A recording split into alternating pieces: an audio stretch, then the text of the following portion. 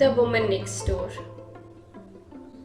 It feels nice when you interact, but when the person you are interacting with has a different mindset, you are surprised and moved at the same time. When the other person shares something which you can't imagine would come from their side, well, the feeling is indescribable. The person who shared feelings with me was a woman. A woman stuck in her married life. A woman who had to leave her career because of marriage. A woman who could have achieved great heights if only she was supported by someone. The woman shared her thoughts and views upon marriage with me. It all started with a novel of a renowned author who has set his place in English literature. The novel which I was holding at that time was Great Expectations by Charles Dickens. And I'm glad that I happened to be holding the novel that time because from there our conversation started. Mine and the married woman. She took out all her frustrations in front of me. She talked of the days she missed so much and how life had been so unfair with her. I know that it will not make sense until I start recreating the whole situation. So I will start from the beginning. I came out in the balcony and saw the woman on our terrace, which was a rare case as normally she remains at her terrace. I decided to walk up and give my greetings. But it appeared that the woman was willing to have a long conversation. Or let's say, she was willing to open up her heart in front of me. I had accidentally bring along Great Expectations novel with me. She looked at the novel and said, "So, exams are coming." I replied, "No, I'm just reading a novel." The woman, "Oh, very nice." She had a quick glance at my right hand to see the title of the novel. I showed her the novel. The woman, "Wow, you are reading a Charles Dickens novel." Me, "Oh yes, it's the first novel I'm reading of Charles Dickens." The woman, "I also loved to read when I was young." I didn't know before that she was interested in books, but then I never asked about her hobbies and interests. We talked about novels, Shakespeare, his style of writing, and Harry Potter series. She told me that she missed her college life when she had enough time to read novels and imagine a new world in mind. It seems we have same interests after all. But then the topic changed suddenly from books to studies and then to her past experiences. The woman, "You are in 10th now." I remember I gave my board's paper in 2003. That time you weren't even born. Me, haha, yes. By the way, which subjects did you choose afterwards? The woman, "I had PCB, physics, chemistry, and biology. But then afterwards, I changed my subjects and took maths. I did engineering and worked at an IT cell. Afterwards, I went to Bangalore to work as a researcher in ISRO Research Center."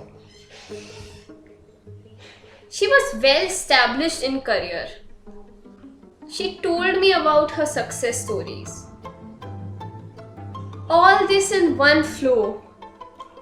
I was both awestruck and surprised. Awestruck to realize that the woman standing beside me was such a talented person, and surprised because I didn't know that the woman was such a skilled and talented soul. I was beginning to realize what she might have achieved if her career hadn't been destroyed. Her whole life would have changed if she would not have engaged in marriage stuff. But it seemed she doesn't have another option. The woman. I had to leave my job because of marrying. My family asked me to marry a man and settle down. They told me that now I can manage my husband and his family. Me. Oh, was there no one to support you? The woman. No, Meha. If only one person had supported me, I would have reached great heights. I was at that point of life.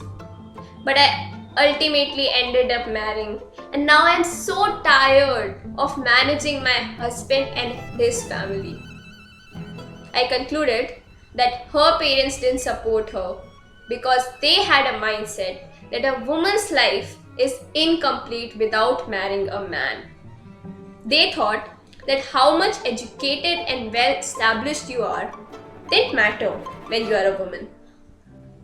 You're supposed to marry and leave behind your careers and dreams.